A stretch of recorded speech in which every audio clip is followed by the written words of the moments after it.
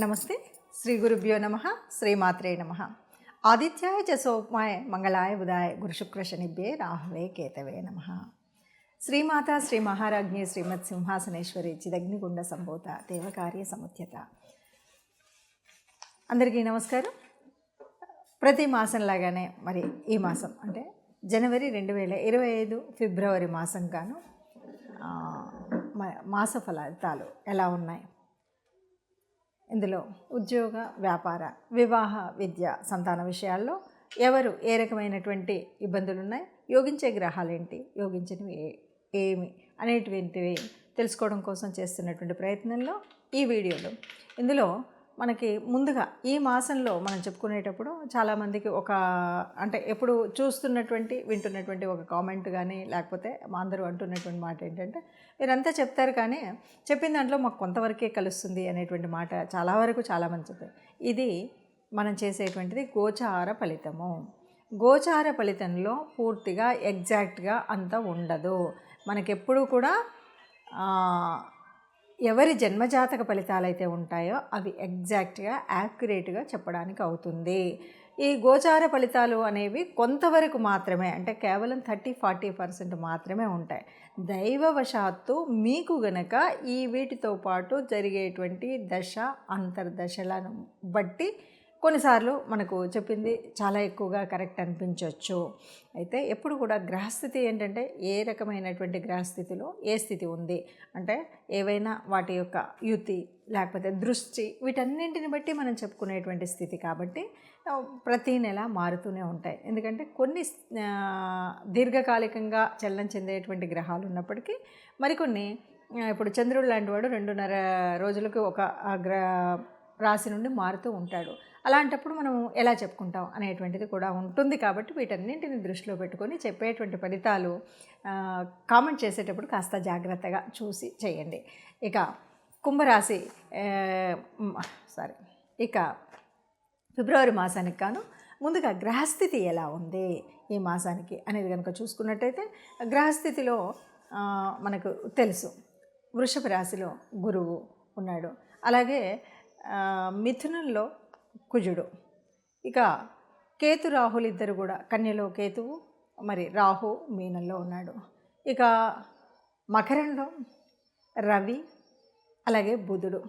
ఈ రవి బుధులు ఇద్దరు కూడా బుధుడు 12వ తారీఖు మారుతూ ఉంటాడు, రవి 13వ తారీఖు కుంభంలోకి మారడం అనేది కనిపిస్తుంది.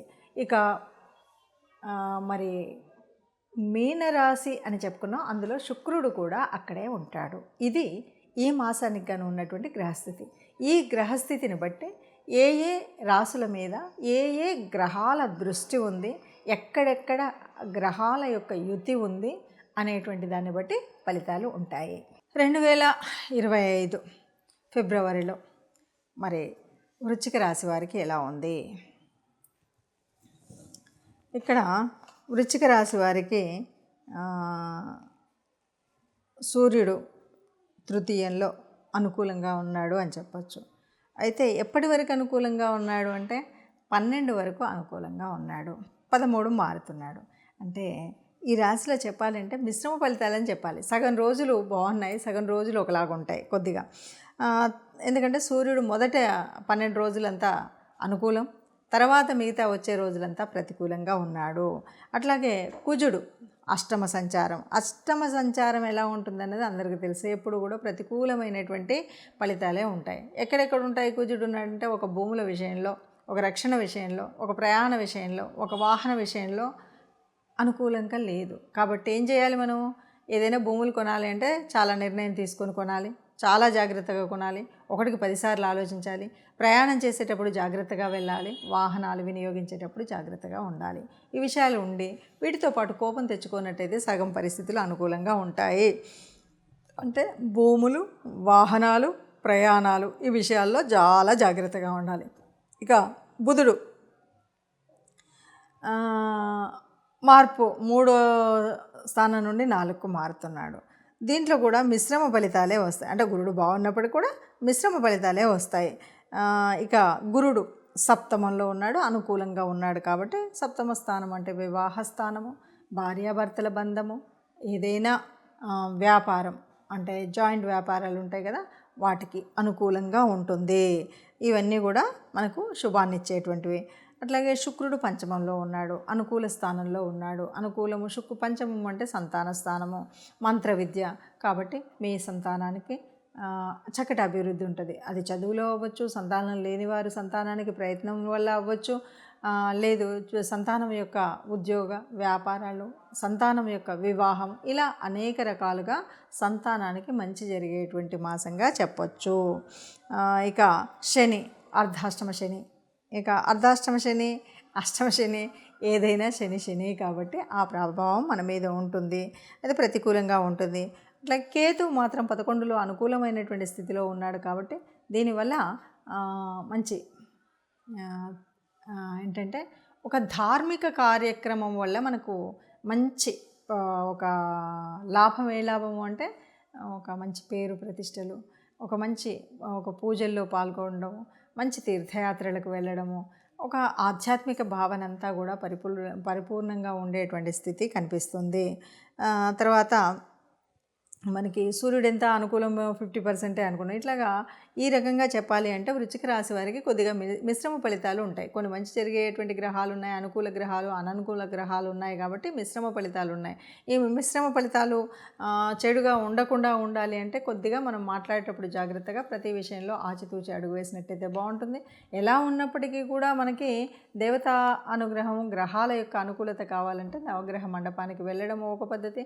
దానితో పాటు ఇష్టదేవత ఆరాధన చేయడం, గోగ్రాసం లేదా దానం, ఏదైనా ఒకటి మనం చేసినట్టయితే చక్కగా ఈ అననుకూల పరిస్థితుల్లో కూడా అనుకూలంగా ఉండే విధంగా హాయిగా ఆనందంగా ఉండొచ్చు అని చెప్పాలి.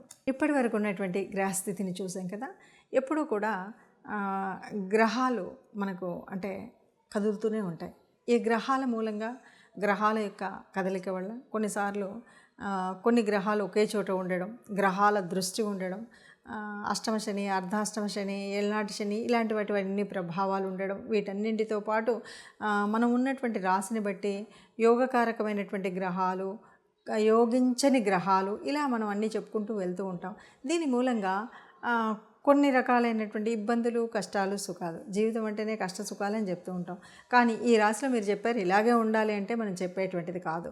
వీటన్నిటికి కూడా మనకేంటంటే కర్మ సిద్ధాంతాన్ని నమ్మేటువంటి వాళ్ళం, పూర్వజన్మ సుకృతము ఉంటుంది. దీనివల్ల మనకేంటంటే మనం పుట్టినప్పుడే మన యొక్క జాతకంలో, జన్మ కుండలిలో కొన్ని గ్రహాలు చక్కగా ఏ స్థానాల్లో ఉండాలో అక్కడ ఉంటాయి. అయితే ఇలా ఉన్నప్పటికీ కూడా మారుతున్నటువంటి ఈ గ్రహాల యొక్క స్థితిగతులను బట్టి కొన్ని మార్పులు జీవితంలో ఏ నెలకన్నా, ఏ వారానికి ఆ వారం చూసుకుంటూ వస్తూ ఉంటాం.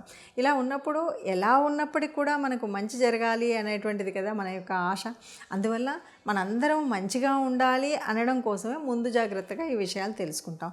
ఏదైనా దీనివల్ల కొద్దిగా కీడుంది, దీనివల్ల ఇలాంటి జాగ్రత్తలు తీసుకోండి అని ఏవైతే చెప్తున్నామో వాటిని తూచా తప్పకుండా పాటించినట్టయితే బాగుంటుంది. ఇది కాదు ఎగ్జాక్ట్గా నా జీవితకాలం యొక్క తెలుసుకోవాలి అంటే జన్మకుండలి తప్పనిసరిగా వేయించుకోవాలి. మీకు తెలిసిన మీ దగ్గరలో ఉన్నటువంటి ఎవరైనా జ్యోతిష్యుల దగ్గరికి వెళ్ళి పూర్తి జన్మకుండలిని వేయించుకొని పూర్తిగా దానికి సంబంధించిన విషయాల్లో మీరు తెలుసుకోవడం అనేటువంటిది మంచిది. అలా కాకుండా ఇలా కేవలము గ్రహస్థితిని బట్టి మారుతున్నటువంటి వాటిలో అంటే ఈ కోట్ల మందిలో ఒక 30% వరకే మనకు దీని యొక్క రిజల్ట్ మనం చెప్తున్నట్టుగా ఉంటుంది. కాబట్టి అందరూ మంచిగా ఉండాలన్నదే ఆశ. ఆ మంచిగా ఉన్న వాళ్ళలో మనము ఉండాలి అన్నదే మన కోరిక. అందరూ హాయిగా, ఆనందంగా, సుఖంగా ఉండాలి. సర్వే జనా సుఖినో భవంతు. నమస్తే.